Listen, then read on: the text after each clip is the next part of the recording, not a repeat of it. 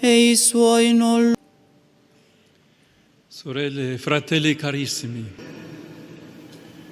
cari fratelli e sorelle, poiché il Verbo si fece carne, ora la carne parla, grida il desiderio divino di incontrarci.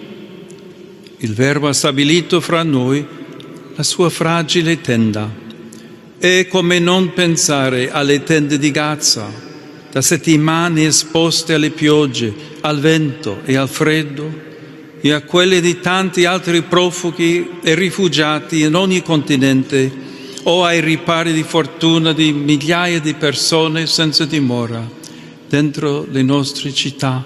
Anche il prologo del quarto Vangelo è un inno e ha per protagonista fragile è la carne delle popolazioni inermi, provate da tante guerre in corso o concluse lasciando macerie e ferite aperte.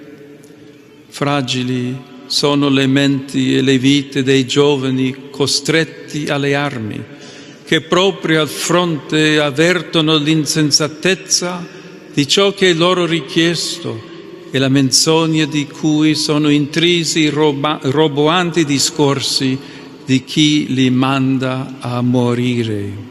Quando il dolore altrui manda in frantumi le nostre certezze della parola di Dio come una strada impervia, disseminata di ostacoli,